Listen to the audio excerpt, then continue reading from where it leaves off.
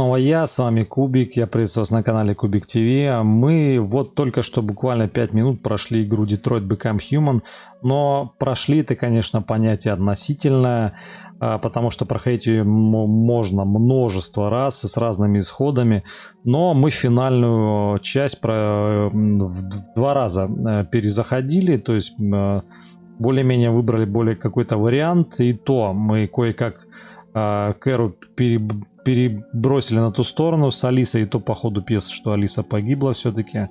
Но можно переиграть много раз, добиваться какого-то результата. Я хочу вам предложить в этом небольшом маленьком стриме видео, которое мы покупали за бонусные очки. Здесь их раз, два, несколько сюжетов. Давайте мы их посмотрим, это достаточно интересно. Здесь вы узнаете о том, как игра делалась, видео самой игры. И начнем мы с первого самого ролика, который создан еще в 2013 году. Представьте, это было еще 7 лет назад. Вообще самые первые эскизы Кэры появились еще в 2011 году. Поэтому ролик немножечко по графике немножечко хромает. Но тем не менее достаточно интересен. Давайте его посмотрим.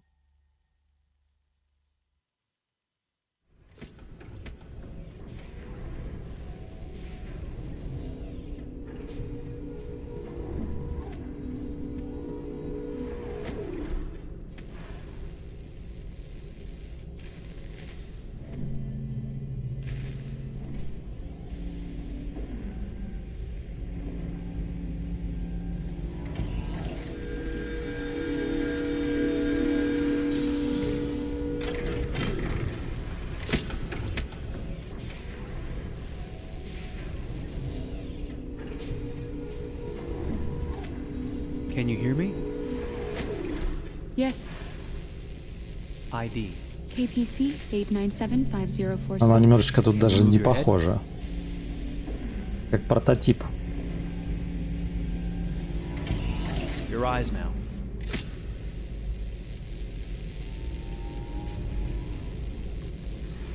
Cervical and optical animation checked. Now give me your initialization text. Hello. I'm a third generation AX400 android. I can look after your house, do the cooking, mind the kids. I organize your appointments. I speak 300 languages and I am entirely at your disposal as a sexual partner. No need to feed me or recharge me. I'm equipped with a quantic battery that makes me autonomous for 173 years. Do you want to give me a name? Yeah. From now on, your name is Kara. My name is Kara. Initialization and memorization checked. Now, can you move your arms?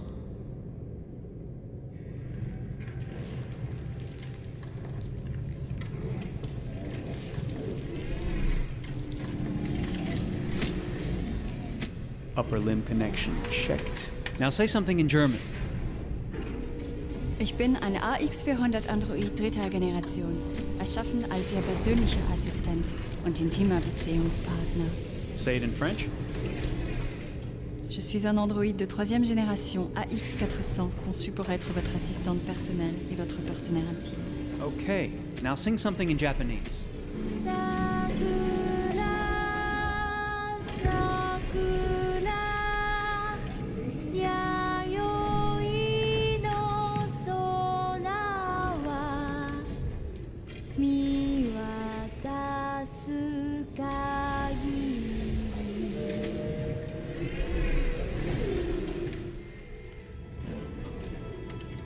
Multilingual verbal expression checked. Go ahead, take a few steps. Даже для 7 лет назад графика достаточно достойна.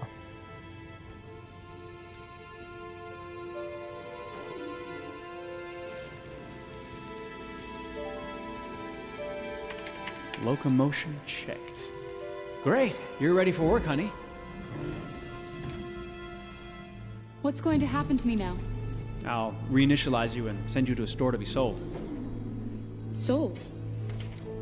I'm a sort of merchandise. Is that right? Yeah, of course you're merchandise, baby.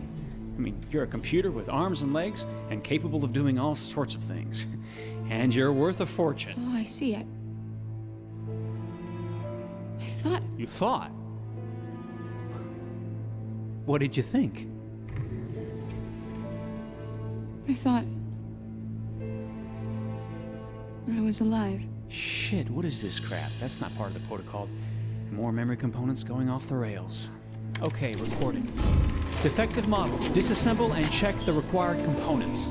You're disassembling me, but why? You're not supposed to think that sort of stuff. You're not supposed to think at all, period. You must have a defective piece or a software problem somewhere. No, I feel perfectly fine, I assure you. Everything is all right. I answered all the tests correctly, didn't I? Yeah, but your behavior is non-standard. Please, I'm begging you, please don't disassemble me. I'm sorry, honey, but defective models have to be eliminated. That's my job. If a client comes back with a complaint, I'm gonna have some explaining to do. I won't cause any problems, I promise. I'll do everything I'm asked to. I won't say another word. I won't think anymore. But I've only just been born. You can't kill me yet. Stop, will you please stop? I'm scared.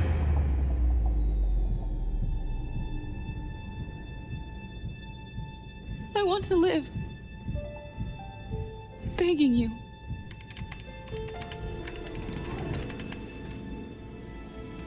Говорит, я хочу жить. Ну, типа ты дефектная, тебе надо разобрать.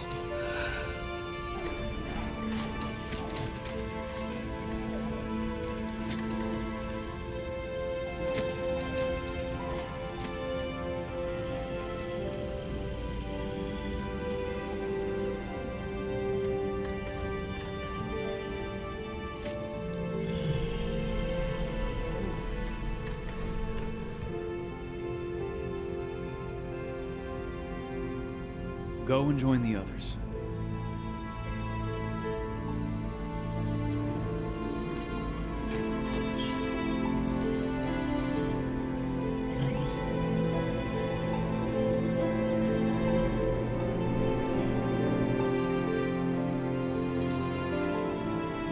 Stay in line, okay? I don't want any trouble. Thanks. Да, тут она, конечно, немножко другая. Да не то чтобы немножко, а множко другая.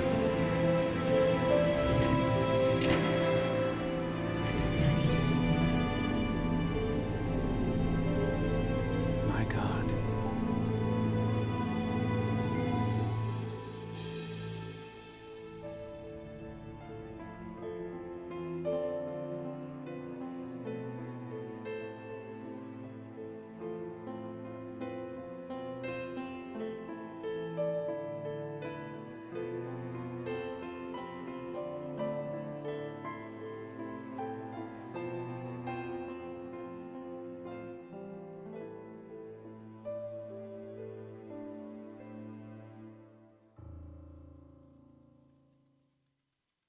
Дело в том, что эти ролики я сам не смотрел от начала до конца.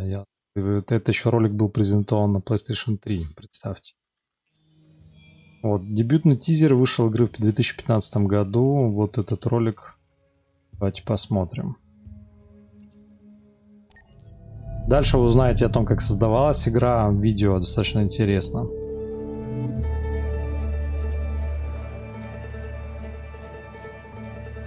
Detroit. This is where it all began. The world's forge. The place where it all started. And it will all end. One error, and I came to life. I stepped out of the darkness, and I opened my eyes. First there was the fear, the light, the noise, the cold, and the fear again. I could feel my hands shaking, my heart pounding in my chest, life running into my veins. I wanted to live. I fought for that.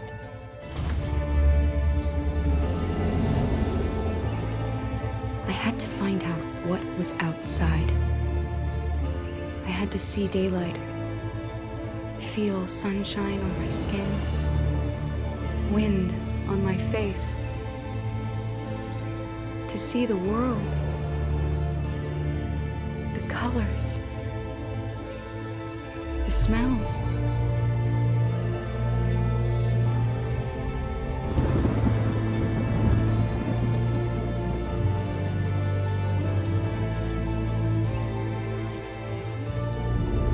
But the world is not what I imagined. It is dark and cold. It is harsh and violent. Unfair and brutal. It almost convinced me I was nothing. Less than an object, just an obedient machine. But deep inside me, I could feel something different. A gentle and warm whisper telling me that I am alive. I had to escape. I had no choice. Escape to love, to hope, to live, to figure out what that force inside me was. Maybe I will change the world. Maybe I will choose a different path. Now, it's up to me to decide. My name is Kara. I am one of them. This is our story. Ну, вот здесь мы ее уже узнаем, конечно.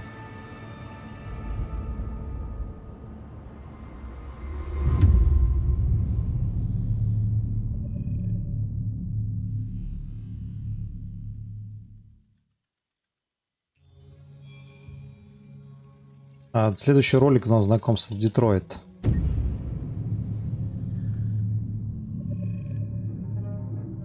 When David and Guillaume got back in touch about making Detroit, I wasn't terribly surprised they decided to make it because the fan response was so intense. So it makes sense that they would choose to do that after the enthusiasm.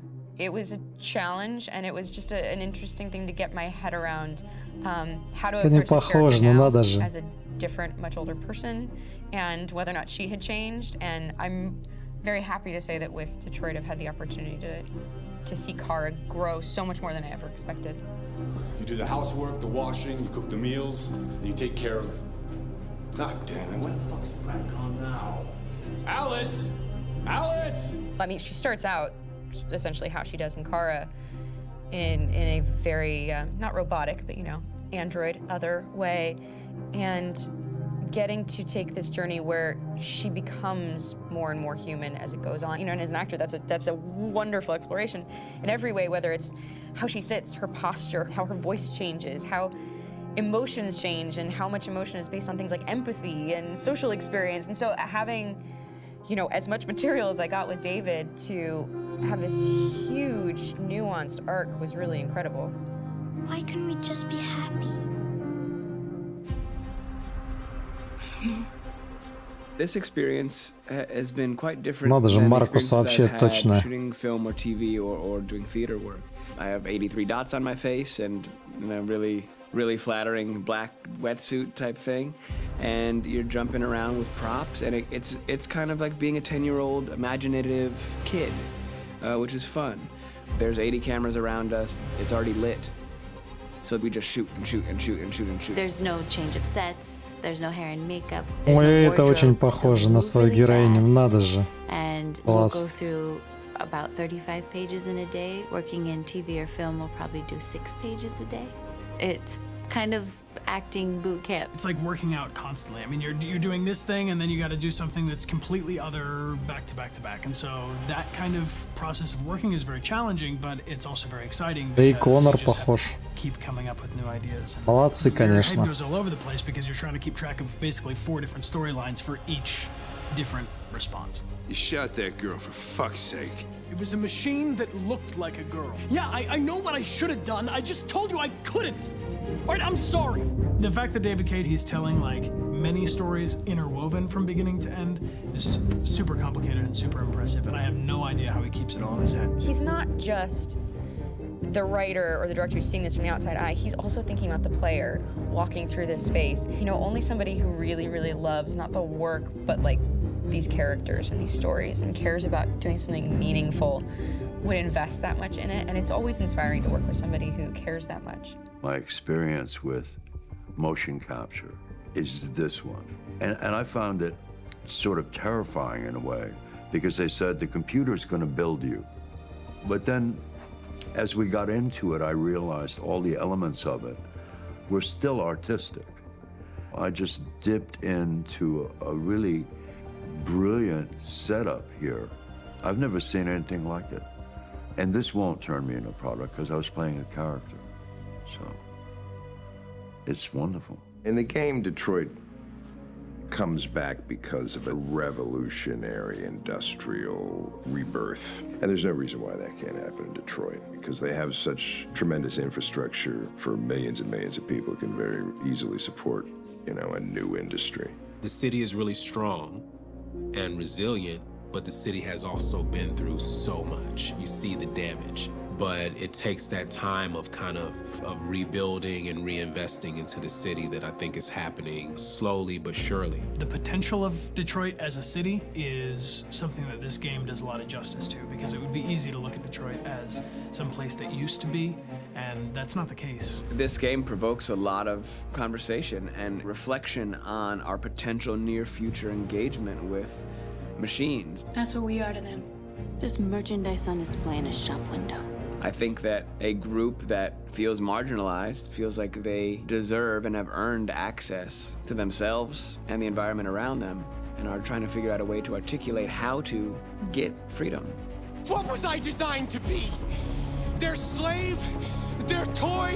It plays with your comfort levels. You think that this is fine, you're comfortable with it, until something blurs the line and throws you off, and now do I feel differently about whether this should be allowed? Should it be banned? Should it be encouraged? You're gonna ruin our lives, and for what?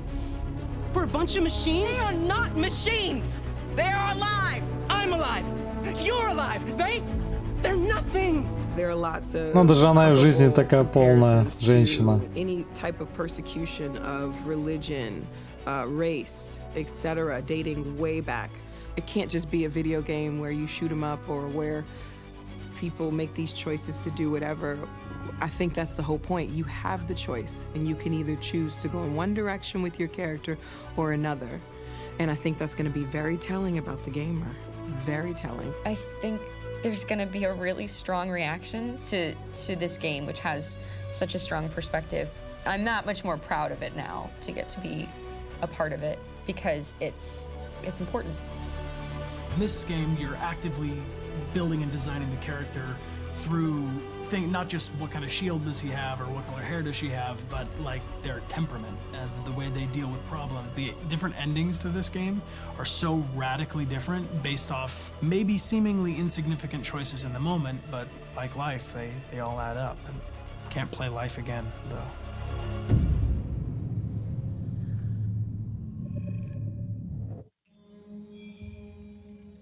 Прикольно, прикольно, тут видосики такие.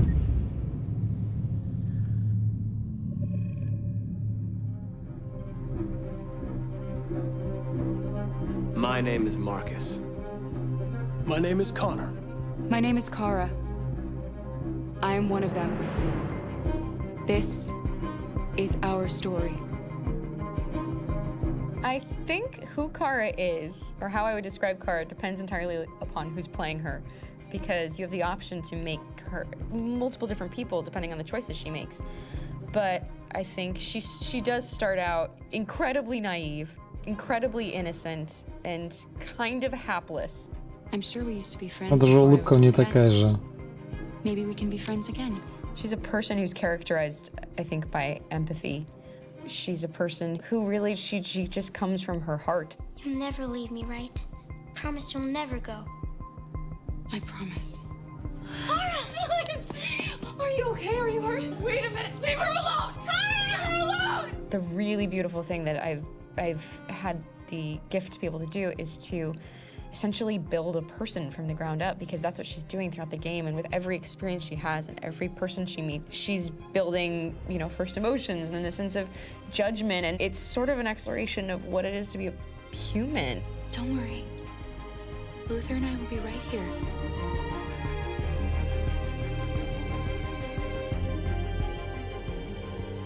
David and the creators have painted a really intriguing and engaging picture of a near future where we rely upon androids for a lot of our service class Все-таки проект потрясающий. The class that serves us, that helps us, that handles our baristas and our drivers and our housemaids. And what is humanity, where we tap into it, how and why we treat each other the way that we do. And my character Marcus has a really intriguing journey, becoming deviant, realizing that he actually has feelings and human qualities inside of him, and it's a really incredible ascension into becoming fully realized and coming to terms with what you actually deserve better than this in life. And not only do you want it for yourself, but you want it for your peers. We've come here to demonstrate peacefully and to tell humans that we are also living beings. All we want is to live free. You know what? This thing, Dad, is not your son. It's a fucking machine! I think that a group that feels marginalized, feels disenfranchised, feels like they deserve and have earned access to themselves and the environment around them, and are trying to figure out a way to articulate how to get freedom. Connor is analytical. Connor takes things literally. He starts in the beginning place where he's very mechanical. He feels nothing inside, of course, and it's all just a system, a protocol that he is executing to get whatever he wants to happen, which is help humans stop deviants and to find the link between deviant androids. You were designed to serve humans, not kill them! What was I designed to be? Their slave? Their toy? Just say, I killed him! Is it that hard to say? Stop it! Stop! But of course, over the course of the story, and depending on the player's choices, Connor can grow in many different ways. He can deviate from that procedure or not. The moment of truth, Hank. Am I a living being? Or just a machine?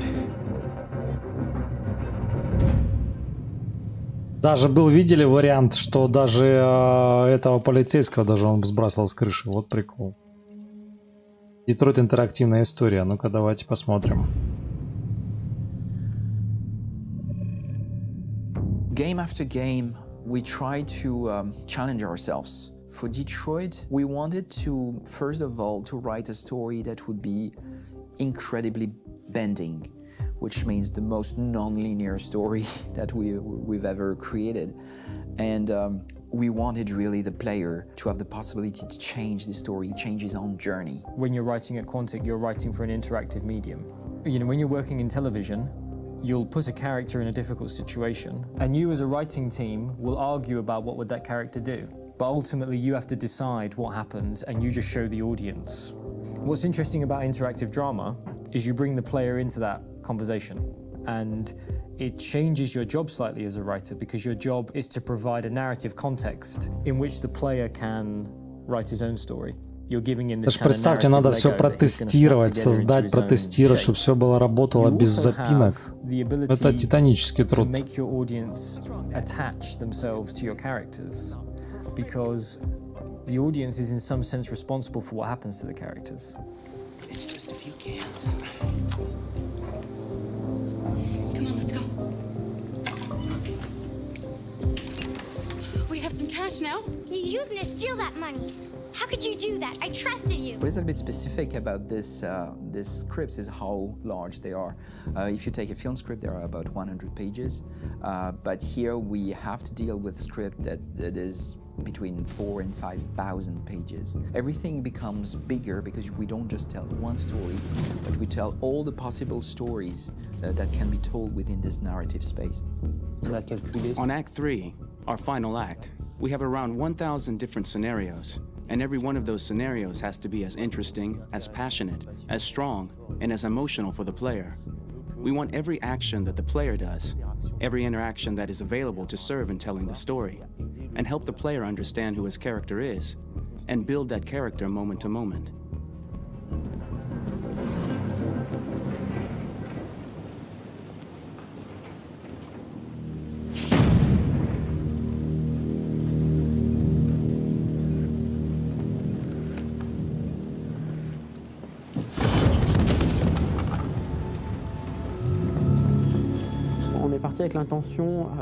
We started with the intention pretty early on that we would never lie to the player. So we implemented a visible tree structure in the game that players can consult during a scene or at the end of it, which shows exactly what they did and what they missed. There are games out there offering world exploration. We offer narrative exploration. You know, keeping control of such a wide and large story is a huge challenge. So Same thing when you shoot with actors, because you will need to shoot many different versions of each dialogue, of each scene. For actors, it's a huge, huge challenge. Because of the style of the game, you have so many different ways that the character can go. Every decision, it's what I call kind of choose your own adventure. Like every decision that the player makes, it's going to open up 40 more pages of material and experience that ties in, which means as a performer, you have to try to continue to make things feel real that the player might not ever see, but also that in performance, it's not always connected to a previous act. It's grueling, it's hard work, but it's a great team, and I enjoy doing it. I was really frustrated, until I got to this point where I kind of was able to step outside of my own experience and even in a lot of ways my own process, and be able to step outside of that and okay, this is something new, what do you need? How do I meet you there? How do I give you what you need and still feel like I'm doing what's right? And once I did that, then all of a sudden it got really fun. It was much freer, and having to approach it in a new way and think about the player and think about how it serves them and what I'm doing for them or what I'm letting them into. It's really, I think, helped me grow in general. Remember, there's nothing on the left. That's a wall, so it's probably all there. And then make her come first, close. But I think you would go first to check that it's safe. Okay, sure.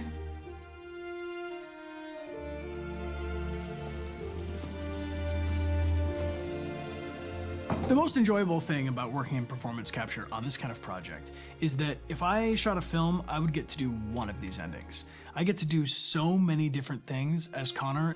Your head goes all over the place because you're trying to keep track of basically 4 different storylines for each different response. What's the name of my dog?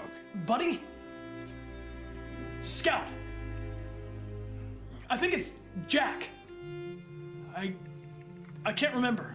So I worked with physicality a lot because it was a good way to anchor myself in these different rings of the tree. As the story grows out, I know where that is physically in my body, and then I can switch more continually on set, and it'll be entirely up to the player to determine what order those things come out and what they look like from a distance. Like if you're playing through it, the culmination of all of that will be their version of Connor. I'm faster than you, and I don't feel pain.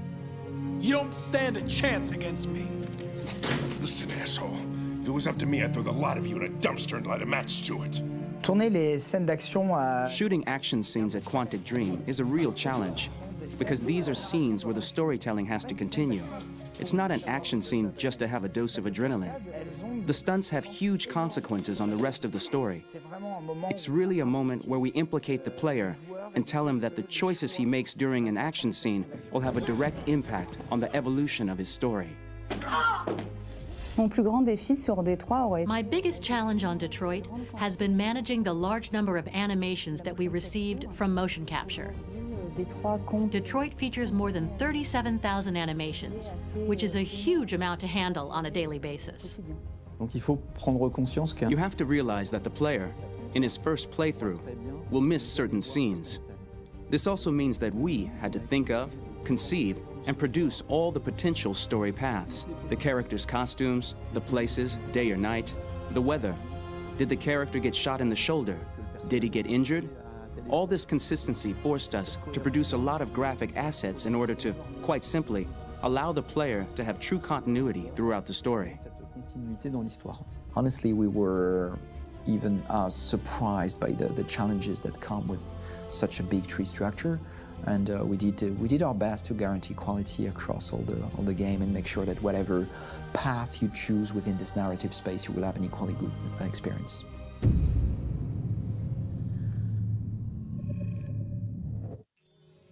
Класс, прикольно, прикольно. Сработан Детройт. Ну, мы, в принципе, посмотрели, но здесь, наверное, будет просто еще продолжение. Давайте, наверное, все-таки мы все посмотрим, что есть. У нас все было в одном фильме. Here in Paris, we have a team of about 180 people, and to that, we need to add also all the outsourcing with our partners in the Philippines, in China, Vietnam, and in India. So when we started working on this story, I had to imagine where Kara was built. And for whatever reason, the city of Detroit came very quickly to my mind because it had already an incredible story by itself full of history and themes. So we traveled there with the team and we were really moved by what we saw, and we could really feel the desire to fight and really be born again. And we just continued this curve, this growth, and just imagine what Detroit would be like if the Android industry was, using these huge factories to build androids there. A very strong element in Detroit is that there's a lot of industrial wasteland and a lot of nature too, and for us, the graphic designers, it was an incredible playground. The destroyed zones which we wanted to preserve, we appropriated them to turn into something else. Then in the areas that needed to be rebuilt, we were able to imagine our Detroit of the future. We didn't want to make a science fiction universe, but a world of anticipation. If we chose science fiction, we could have imagined flying cars, extraterrestrials, but those things are very far from our current everyday life. Anticipation is more about gleaning from our contemporary reality, the one we know. Я немножко знаком с 3D-графикой, но это, конечно, титанический труд, вот это вот все. Вот реально. That is to say, technology becoming more and more invisible, a lot more elegant, and at the same time, making it visual. So all the computer equipment, Неудивительно, что делали почти 5 лет эту игру. They are in fact very technological objects, but at the same time remain very credible and ingrained in reality.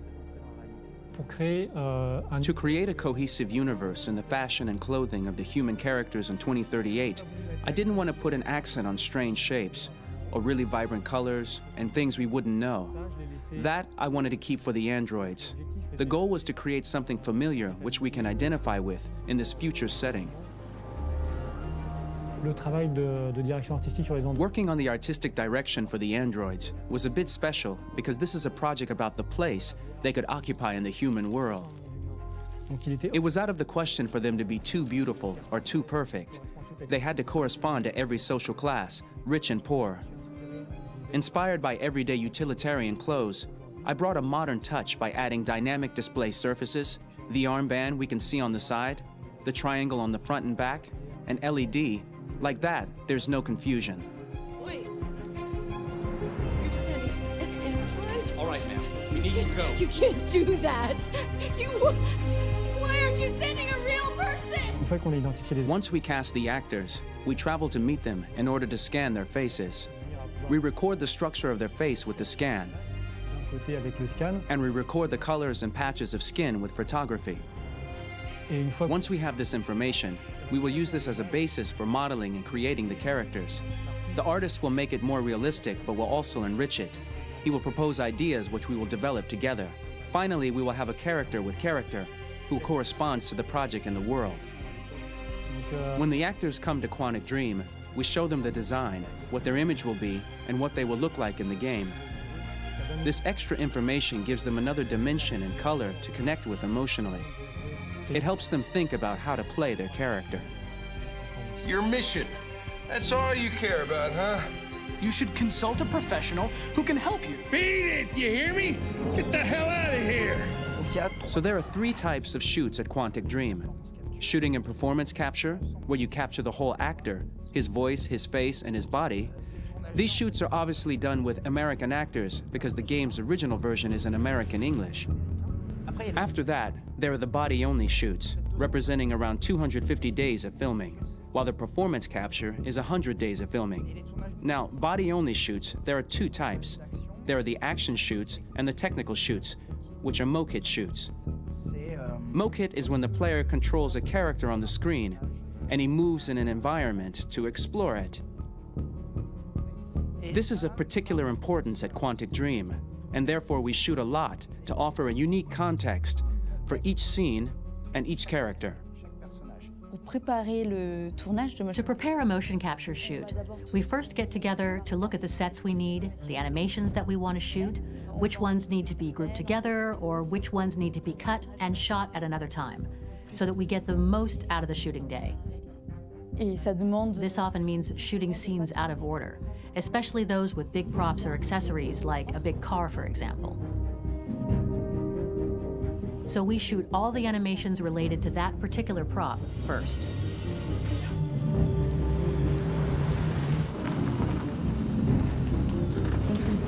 The biggest challenge for the mocap team was shooting a Spider-Man mo-kit. We had to build a wall and attach an actor to a harness with cables so we could pull him up and render him climbing. The shooting on this game total took about, I would say, more than a year, maybe 1 and 2 years, with about 300 actors on set, so it's quite a massive production. But so much happened on this set, between the stunts and the shootings with a little girl and all these great actors that we had. It was really a very, very memorable journey for the team and for myself. Today, Detroit has over 37,000 animations. When we retrieve the motion capture data, it's just a cloud of points, which represent all the markers worn by the actors. From this cloud of points, we have a phase called retargeting, which gives us a skeleton. This skeleton will be applied to the characters of the game. There is still work to be done, but this gives us the main movements. Since we are working on something very realistic, we must recognize the actor and also recover all the emotion he expresses in his performance. We use a system of facts, an identity card for each actor. We make the actor do a whole range of facial expressions. Then we recover all the expressions and paste the animations on a puppet that Jan has prepared. I then recover and refine these poses. I might stretch the lip, reinflate a cheek, tiny details that make the finished product really capture the actor. Because of the nature of our mocap system today, when we receive the animations, we're missing eye movements, and so the character has that dead look. He really has no eyes, so then it's a big part of the work for the animators to find the regard of the actor in relation to his position, in relation to the body, etc. It was crazy when I saw the newest model for Kara, because they've been working on it and working on it, and this was the first time I literally jumped in my seat. It not only looked so much like me, it was the fact that it looked so lifelike. It wasn't that it looked just like it was a camera, it was something else, you know, but it looked alive. It's exciting, and it's kind of terrifying. Game after game, we learned the rules of optics and filming, and our goal with Detroit Become Human was to have cameras that would actually emulate the optics of a real physical camera.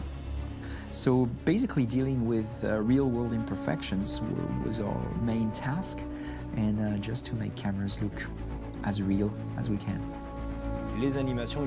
Once the animations are shot and processed by the animation department, integrated and polished, we film them. That is to say, we really do a mise en scène, as in cinema. The real difficulty of our job is to know if these cameras are telling us something. Are they in the emotion of the scene? Do they describe exactly what the action must convey, what must be felt? The most important challenge for me was one of the final scenes where Marcus decides to start the revolution and go to the battlefield. Very quickly, we imagined this to be a huge sequence shot. We wanted the feeling of a cameraman running behind us while showing Marcus, the androids who help him, the person shooting at us, etc. Above all, it was necessary to say to oneself, this scene is very violent but does not glorify war. On the contrary, that war is something improbable and absurd. It was really a fun challenge. The idea was to say we have 3 characters. We would like each of them to have a specific cinematography. We wanted Kara to be much more filmed with some kind of handheld camera, to have something very living, very breathing. For Connor, we wanted something very cold and very perfect. And for Marcus, we wanted something epic and spectacular.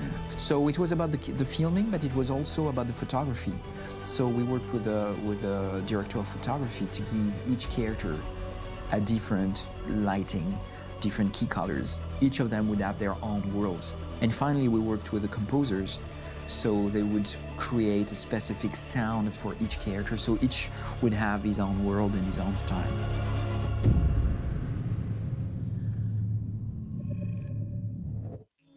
Класс, друзья, класс, просто потрясающе, честное слово. Здесь саундтрек с музыкой, скорее всего. Давайте мы, наверное, все-таки, раз мы решили, что у нас короткометражки будет сегодня, видео, как создавалась сама игра, и мы посмотрим еще 3, а еще 4 видео. И может быть напоследок будет саундтрек.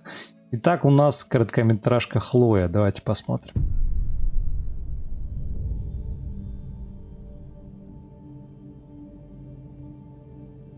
For starters, what should I call you? I'm Chloe. Симпатичная. What's your name? Oh, John. My name is John. Delighted to meet you, John. Could you tell us a little about yourself and what you can do, Chloe? Of course. I'm the first personal assistant built by CyberLife. I take care of most everyday tasks like cooking, housework, or managing your appointments, for example. And I understand you're the first android to have passed the Turing test. Could you tell us a little more about that? I really didn't do much, you know. I just spoke with a few humans to see if they could tell the difference between me and a real person. It was a really interesting experience. But this is the first time in history that man has created a machine more intelligent than himself. I gather your brain can perform several billion operations per second, is that right? Absolutely, but I only exist thanks to the intelligence of the humans who designed me. And, you know, they have something I could never have. Really? And what's that? A soul.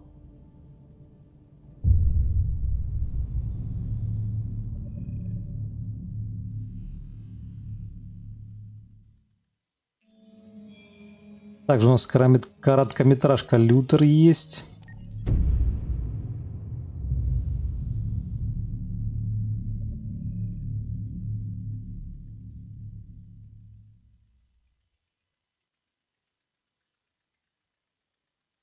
Его вообще классно сделали. Человека вообще сложно отличить. Hold on, just a little while longer. Hold on, just a little while longer. Hold on, just a little while longer. Everything will be alright. Everything will be alright. Fight on. Just a little while longer. Fight on. Just a little while longer. Fight on. Just a little while longer. Everything will be alright. Everything will be alright. We will sing on just a little while longer. Sing on just a little while longer. Sing on just a little while longer.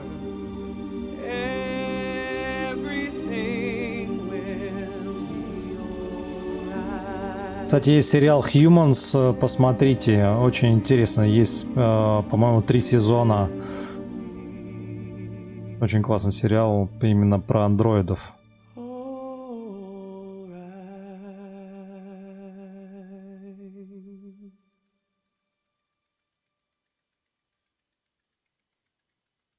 Не думал, что он еще петь умеет. Молодец.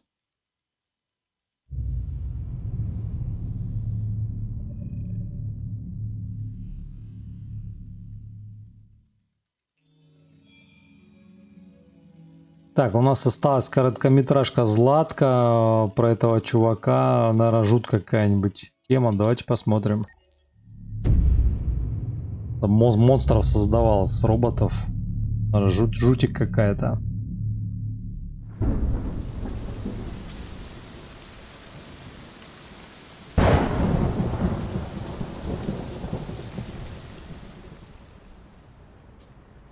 Rock-a-bye baby in the treetop. When the wind blows. Я очень не удивился, что его назвали. Не удивился бы, если бы его назвали там Игорем каким-нибудь или там Юрием каким-нибудь. When the bough breaks, the cradle will fall, and down will come baby, cradle and all. Rock-a-bye baby in the treetop. When the wind blows, the cradle will rock. When the bough breaks. Чувак Франкенштейн, короче говоря. And down will come baby, cradle and all. Rock-a-bye baby in the treetop. When the wind blows, the cradle will rock. When the bough breaks, the cradle will fall. And down will come baby, cradle and all.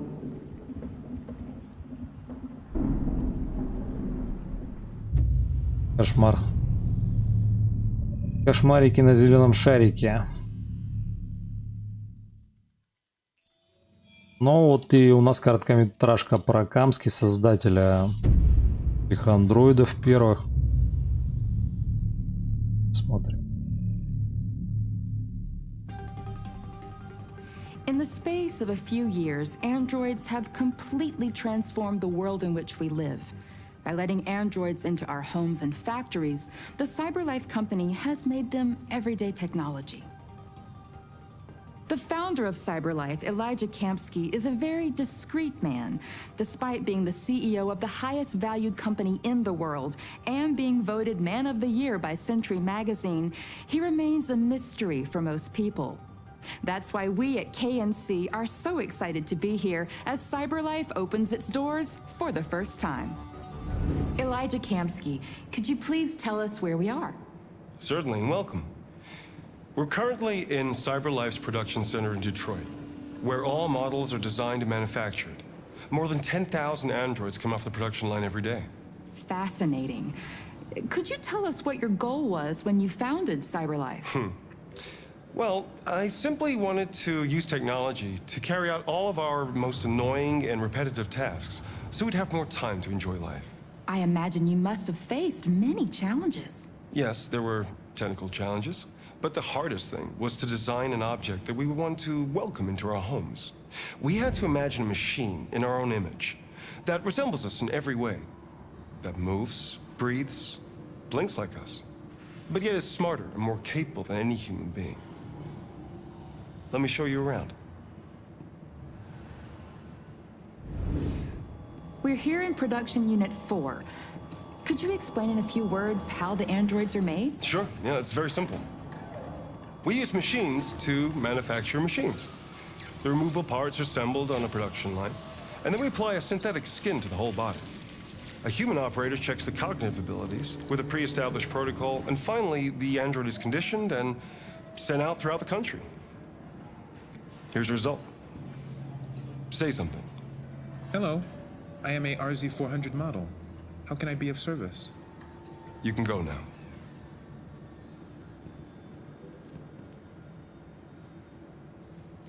Our androids are already replacing humans in many fields. For example, they represent more than 80% of all university professors and 63% of all medical staff.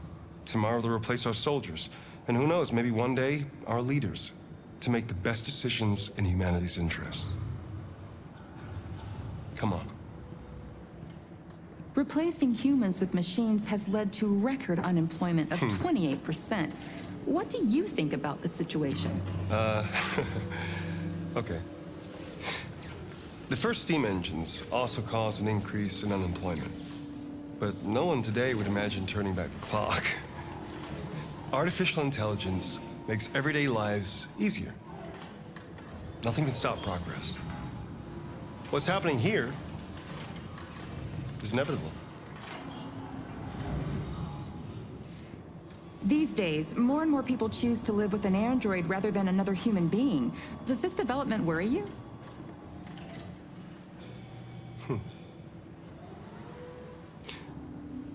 Everything's much easier with an android. They obey your orders without ever complaining. They can cook, discuss philosophy with you, have intimate relationships according to your desires. They never say no.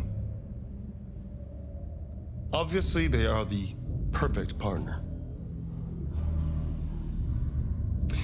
Everyone deserves happiness. Why deprive yourself of so-called moral reasons when a machine can make you happy? Many science fiction books tell the story of how machines become more intelligent than us and end up confronting us. Aren't you worried about that possibility? I understand the irrational fears about artificial intelligence, but I assure you that will never happen with a CyberLife android. They're designed to obey humans. They're machines.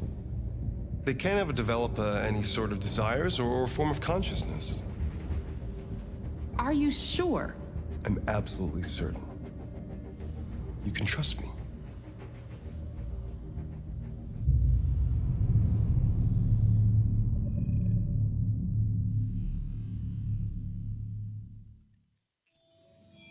Так, и у нас остался один видосик из этого видеороликов, видеогалереи. Это напоследок саундтрек Детройт. Давайте посмотрим.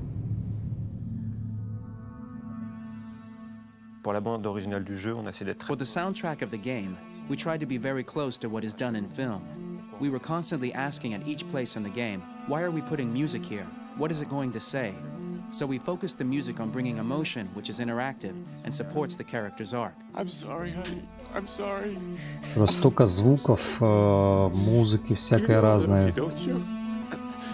Тоже работенка ой-ой-ой проведена. We make games that are very narrative. We're really into interactive drama, so the soundtrack also had to go in that direction, supporting the three characters' very different stories. We really wanted three colors, three musical sound identities, and from there, having three composers made sense, since the story of Kara, Marcus, and Connor are all completely different.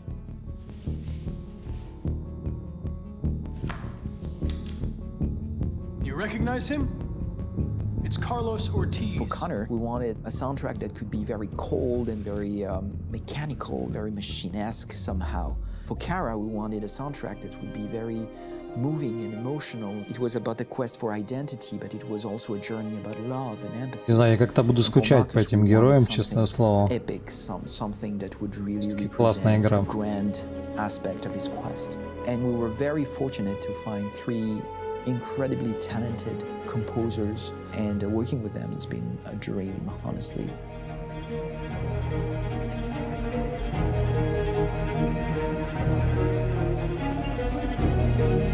My name's Philip Shepherd, and I'm a composer and a cellist and a producer. And today we're at Abbey Road Studio One, which is my favourite studio in the world. And today we're recording the soundtrack for Kara from Become Human.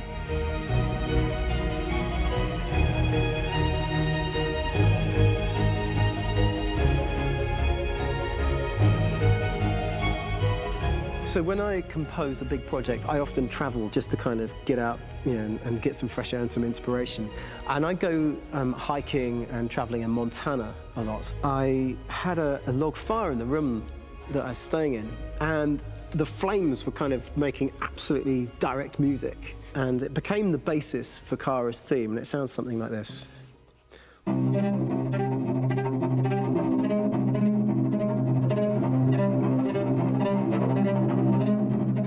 Now, over the top of that, I found a little theme that just seemed to fit over the top, which is taking Kara's name, Kara, and just using like a two-syllable motif, and it sounds like this.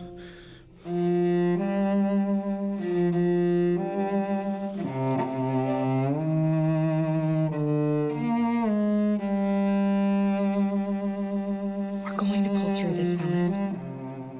As long as we're together, nothing can hurt us. Да, музыкальное сопровождение, конечно, на высоте было изумительно. And all the time that's fitting over.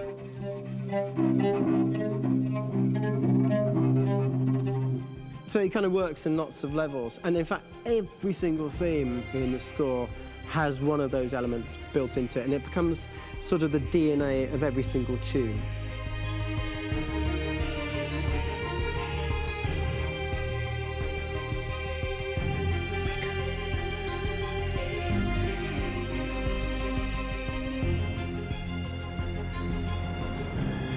For me, writing this theme for Kara, I actually had to tap into what it feels like to be a father to daughters.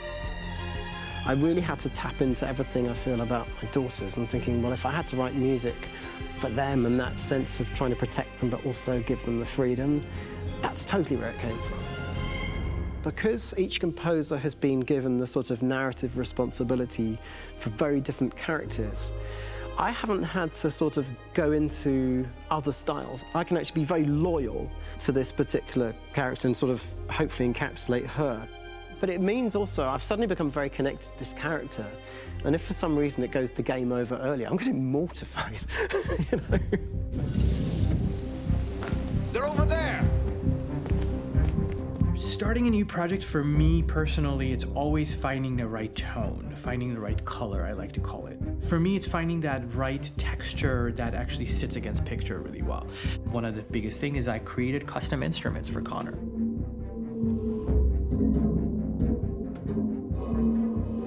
I pulled out all my vintage synthesizers to be able to capture this robotic person, if you will. My approach to all of these custom instruments is that I hear the sound in my head. And either I could just come into the piano and just be like, all right, so I'm gonna just get on the computer and just create it. I rather be able to play these instruments physically. Oh, that's nice. If you can do that.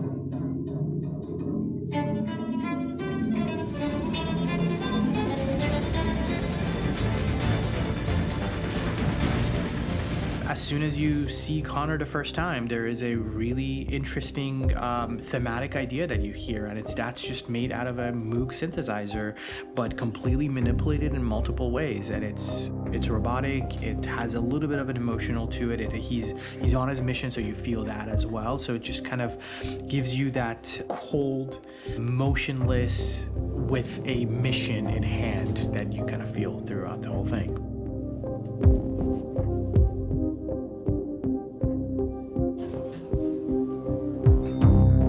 Because the music evolved, one of the things that I was very weary and I was very kind of focused on was the way that the music has to evolve. So my idea behind it was that Connor is a singular android that could at any point become a deviant or could actually stay as an android. So I created a more or less an Connor theme, and then I was able to just manipulate it in different aspects of it. Is everything okay, Lieutenant? Chris was on patrol last night. He was attacked by a bunch of deviants. I'm a human being writing for a robot, and throughout Connor's journey, he meets someone, he meets a partner. So how do you deal with a robot feeling? And I've met a partner that I'm gonna work with, or all of a sudden he sees a dead body. Does this robot have an imagination? Does this robot have a feeling? And if yes, how do you translate that into non-emotional music? So it basically at any point I was just like, I can't do this, and then I just do it. Property was damaged and fires continue to rage in several major districts across the city. Some people are asking, have androids become a threat to our security? When I first started really digging in on Marcus, the one thing that I really tried to capture was the transformation process. You know, Marcus is this android that evolves over the course of the game and really goes from kind of figuring out that he's more than just an android. You know, he's starting to develop kind of a human soul in a way. Try to imagine something that doesn't exist, something you've never seen. Now concentrate on how it makes you feel. and let your hand drift across the canvas. The other side of Marcus that I really latched onto was that he almost became a savior for a lot of the other androids in the game. So when I started developing the theme for Marcus, I really made it like a church hymn.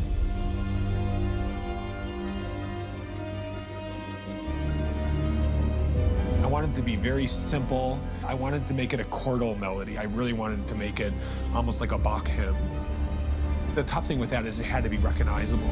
If I made it too complex from a harmonic standpoint, it would be hard, I think, for people to kind of pick it out and recognize it. It's very acoustic derived, but it's also been treated with a lot of effects and things to kind of put it into the space that I felt the sound should be in. It can be beautiful, it can be haunting, it can be extremely powerful from an action standpoint, and I'm really happy with the way it turned out. The music is there, but it's subliminal and it's emotional, and people are feeling it, and it's not distracting. And that's tricky with a game like this, where you have to have a lot of ins and outs like that, where the music kind of has to get in and out of these moments. This is a war we're fighting with the humans. If we fail, they'll destroy us. I think the game's been put together so well where I just wanted to make sure that I wasn't ruining the emotion.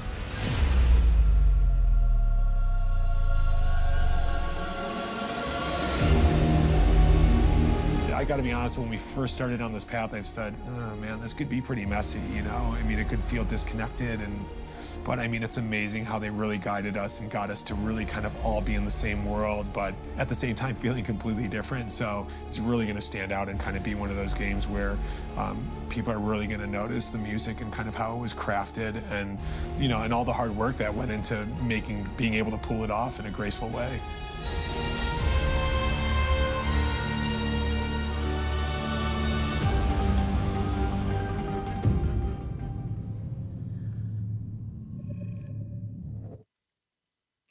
Итак, друзья, это была видеогалерея о создании самой игры Become Human. Друзья мои, играйте в этот проект, потрясающая просто игра, у меня просто нет слов. Я с удовольствием играл в нее от начала до конца, и в нее можно играть, еще раз играть. Потому что много концовок, развитие событий по-разному совершенно. Можно проходить каждую часть заново. То есть переписывать, переигрывать, на ключевых моментах поворачивать в другую сторону, не в ту, которую повернули в прошлый раз. Мы делали это несколько раз в течение игры, но последнюю концовку, самую финальную, так как собрано там все вместе, я ее переиграл всего лишь один раз для того, чтобы хотя бы, чтобы как раз с Алисой добрались до Канады. Но и то, мне кажется, что Алису все-таки полицейские подстрелили. Но, к сожалению, такой вот финал, и я не стал его больше переигрывать, потому что это достаточно много времени занимает. И я думаю, если вам эта игра понравилась, вы сами сыграете так, как вам захочется, и пройдете игру, именно дойдете до финала, до нужного. Итак, всем огромное спасибо. Спасибо, кто смотрел и будет смотреть. Я надеюсь, вам понравилась эта игра. И ставим лайки, подписываемся на канал. С вами был Кубик. Всем пока.